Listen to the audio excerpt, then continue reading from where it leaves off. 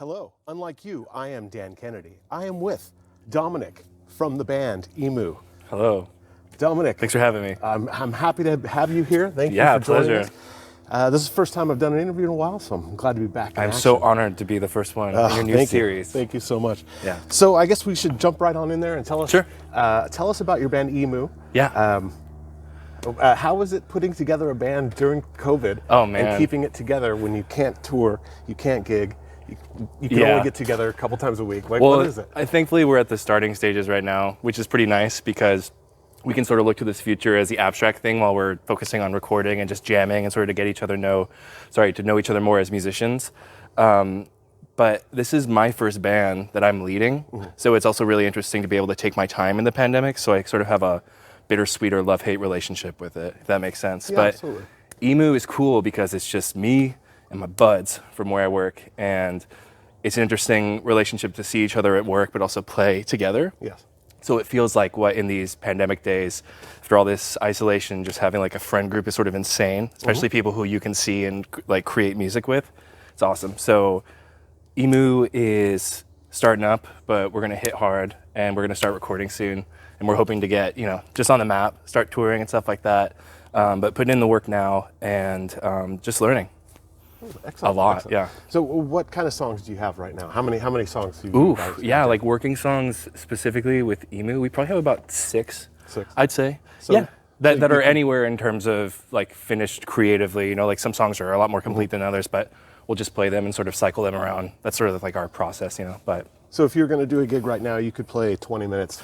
Oh yeah, like throw a few covers in there and stuff like that. Yeah, like 20 minutes, Nice. maybe like we probably have to work a little bit harder just to get like full on, but yeah, it's really interesting. It's cool because it's sort of a confluence of my initial work, just on like as a singer-songwriter and as a drummer and as a guitarist, like working constantly and sort of seeing what comes out.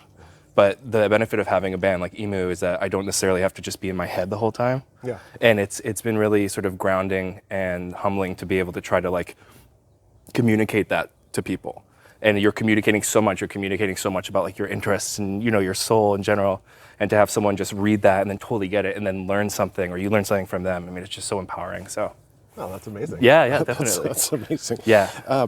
So tell me what Emu is. Emu. Tell me your. Oh, like so the vibe, like the vibe. What is the music of totally. Emu? Oh man, hard rock for sure. Like going at it, like sort of dynamic.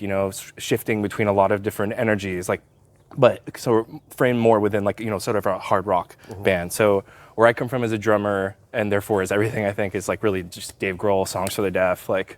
That album just hitting hard, like super accurate on drums and just driving and not letting up, but at the same time building to, instead of these huge sort of magnanimous, rock chords, into these like melodic valleys, sort of like early Radiohead that I'm really, really influenced by. I'm not comparing myself to them at all, but It's okay. You can. like we'll see. But yeah, Tom York is insane. And Jeff Buckley too is someone I noticed who does that a lot. So sort of having these harsher, just driving, like punk-driven lines, but then going into these different sort of, more melodious, sort of emotional spaces, but that warrant this sort of like in between, So it's fun, It's kind of hard to classify, I guess.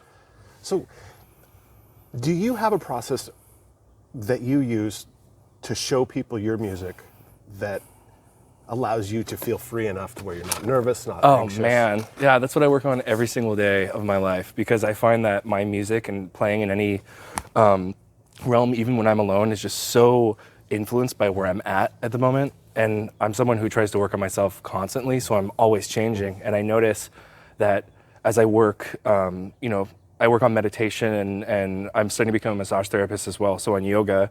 And I find that the more I push myself and the more that I grow as a person, the more open I am just naturally when I play. The better my voice sounds, the more confident I can feel.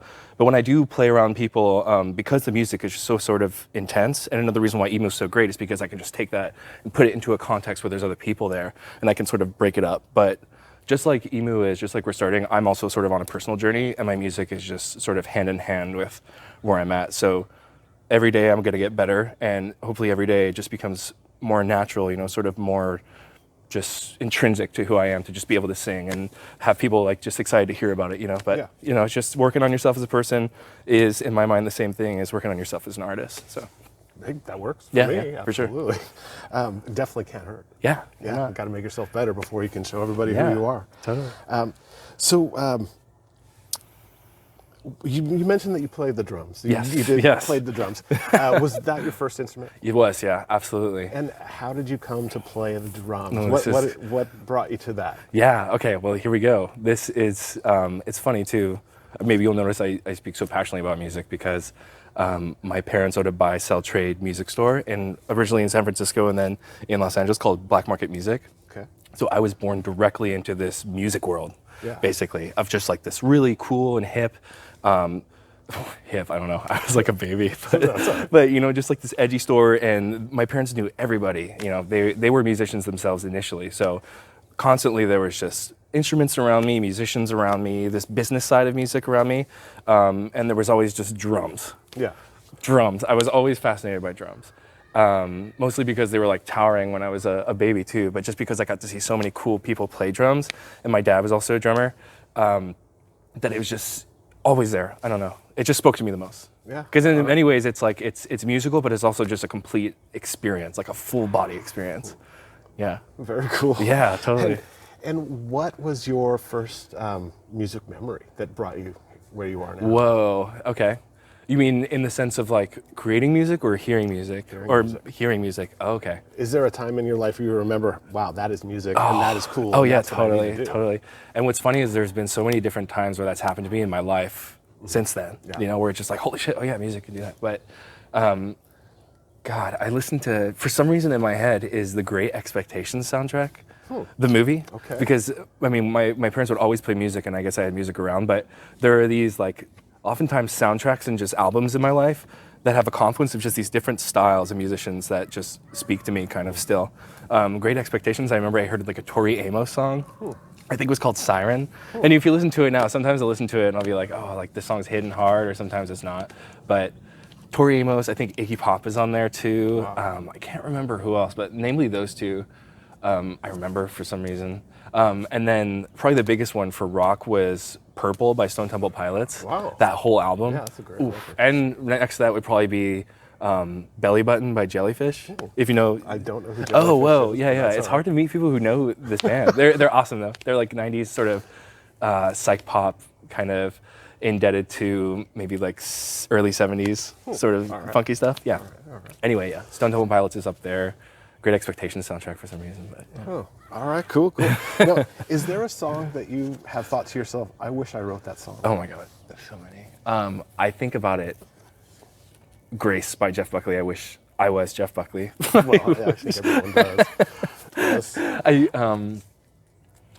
God, if I had to pick one song, what would it be? That's a really, really good question. I might have to get back That's to you all on right, that no one. worries. Yeah, sorry. No worries. What's the most in trouble you've ever been in your life? Oh my God. What is the most in trouble I've ever been in my entire life?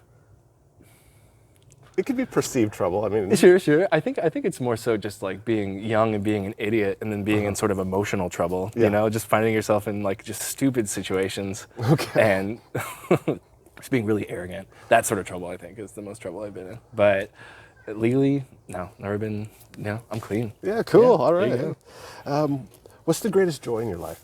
Oh my God. Music, obviously. Talking to you, Dan. Oh, that's so yeah, wonderful. Dan Thank you. Kennedy. He's back.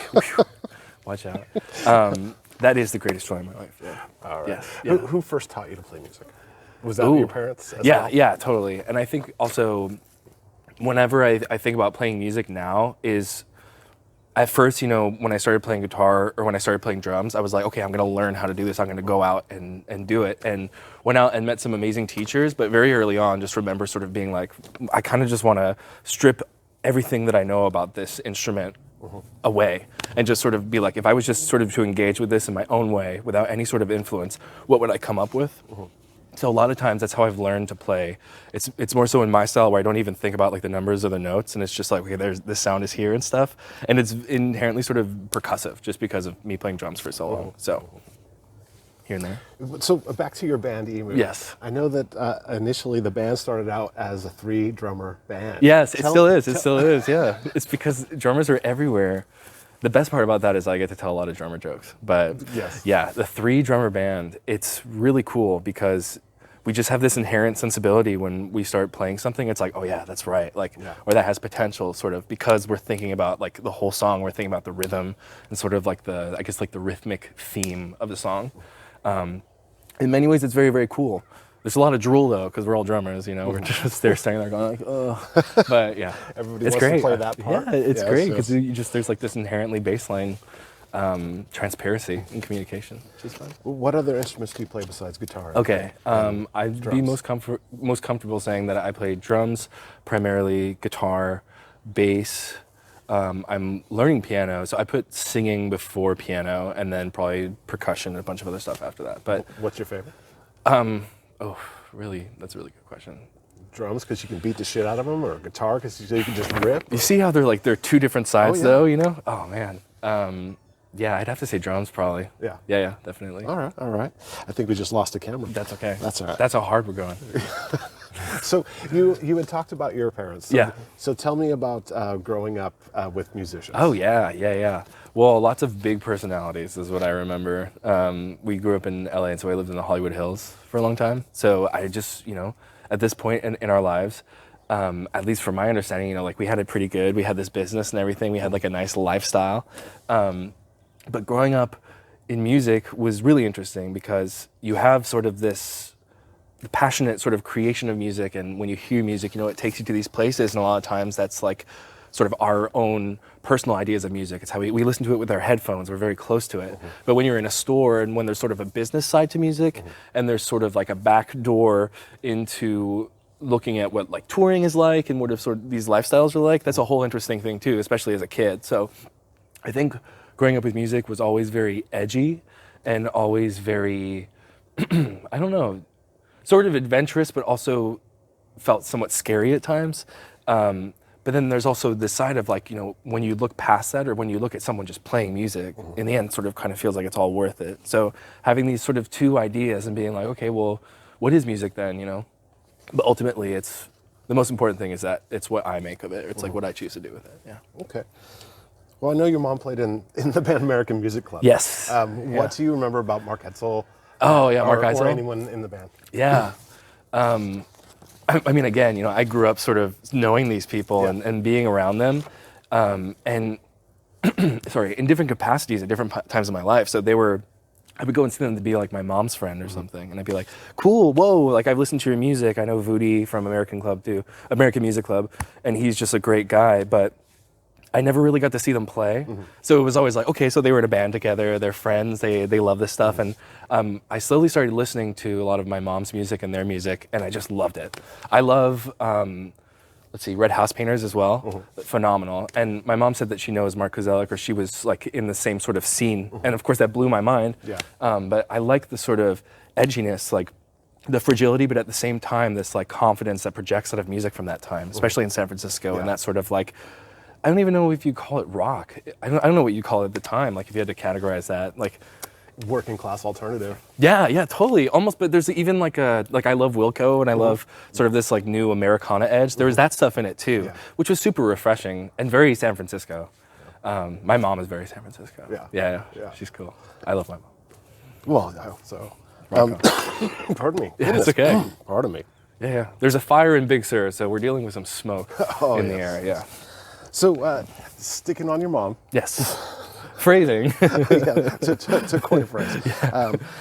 Tell us about your mother working with the band The Pixies. Oh, yeah. Okay. So I'm still a little bit blurry on this. I have to talk to my mom at some point and get this all down on paper, because just so much happened. But I remember being on tour bus with the Pixies, and they came to visit us at a house that we have in France. They were very, very nice. But again, sort of in this sort of childhood realm that I'm still sort of exploring and unpacking. Mm-hmm. There's all these memories of just meeting these people and just being like, okay, cool, sweet, like I'm gonna go play outside, but you're here and just chilling, And then afterwards I listen to the Pixies and I'm like, they're totally, I don't even remember that I was with them. I'm just like, oh yeah, Frank Black is a genius, But it was very cool. It was just so, what I mean to say is that it was just always just very casual, just very natural, you know, Yeah. to just have these personalities around you, and then later sort of find out about how important they were culturally. Yeah. But then being like, oh yeah, it's just this person I knew. Yeah. Now, the musicians that you've met in your life, Yes. whether it be through your parents or Yeah, through your life, independently. Yeah. have any of them ever given you advice that is legit? That's a really good question. Okay, immediately what speaks out to my mind was an experience I had when I lived in Montreal, Quebec. And I went to go see Phil Elverum for the microphones. Okay. Are you familiar with him? Absolutely not. Oh my God. Educate don't know yourself, nothing. sir. Educate yourself. I have a really close friend here who was a friend of a really close friend of mine who unfortunately passed away. Was the wife of that friend. And she knows Phil Elverum. And so I had always been like, I grew up in college listening to the microphones, and Phil Elverum, especially his diary where he lives in Norway, Dawn it's called. It's a journal album, just completely took me by surprise in terms of how sort of vulnerable a person can be. The music is very analog and like sort of in that 90s style of like being very pulled back. So there's nothing sort of covering this guy. He just lays it all out just naturally. And I saw him in Montreal, and unfortunately his wife had recently passed away from cancer.